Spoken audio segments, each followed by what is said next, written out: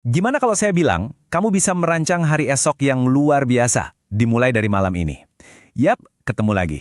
Hari ini kita bakal bongkar rahasia 2 momen emas yang sering banget kita lewatin, padahal bisa mengubah total hari-hari kita.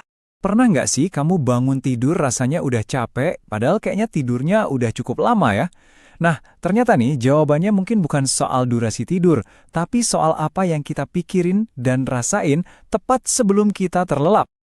Oke, kita mulai dari masalahnya dulu ya. Bagian pertama, energi pagi yang salah. Saya yakin kita semua pernah ngalamin ini. Kamu tahu kan perasaan ini? Alarm bunyi, dan yang pertama muncul di kepala itu, keluhan atau rasa khawatir soal kerjaan. Hari bahkan belum dimulai, tapi rasanya energi udah habis duluan. Ini bukan kebetulan loh.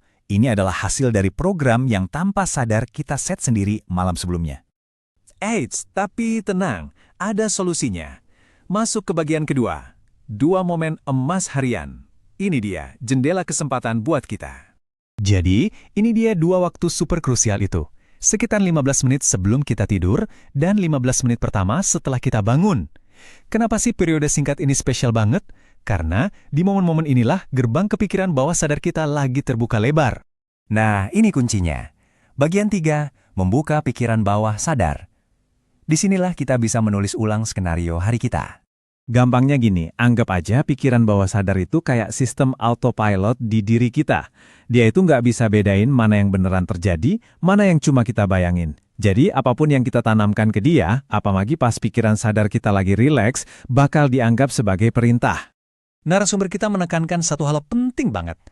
Selama 2 momen emas tadi, pikiran bawah sadar kita itu jadi sangat-sangat terbuka untuk ditulis ulang. Ini tuh ibaratnya kita dikasih papan tulis bersih, siap kita tulisi dengan apapun yang kita mau. Oke, sekarang kita masuk ke bagian praktisnya. Gimana caranya? Bagian keempat, ritual malam dan pagi. Ini langkah-langkah yang bisa langsung kamu coba nanti malam. Coba bayangin ini kayak siklus ya. Malam hari itu waktunya kita bersih-bersih, melepas semua beban dan pikiran negatif. Sementara pagi hari itu waktunya kita mencipta, menulis harapan baru di papan tulis yang udah bersih tadi. Nah, untuk ritual malam ada 3 langkah simpel. Pertama, dan ini krusial banget, memaafkan. Jangan pernah bawa rasa kesal atau marah ke tempat tidur. Itu racun, lepasin. Kedua, bayangin hal-hal baik yang kamu pengen terjadi. Dan terakhir, tutup dengan doa, serahin semuanya. Ini bikin pikiran bawah sadar kita tenang dan siap buat istirahat. Lanjut ke ritual pagi. Begitu melek, langsung lawan tuh dorongan buat ngeluh soal apapun. Ini pilihan sadar yang nentuin arah seharian penuh. Daripada ngeluh, langsung ganti. Bayangin sesuatu yang seru, yang bikin kamu semangat. Ciptakan perasaan gembiranya, antisipasinya, rasain. Bingung mau ngebayangin apa? Nih ada contoh yang seru. Coba bayangin kamu baru aja dapat transferan 100 juta rupiah. Beneran rasain getaran senengnya. Pikirin mau diapain uangnya. Ingat ya, kita nggak usah pusingin gimana caranya. Cukup fokus ke perasaan bahagianya aja.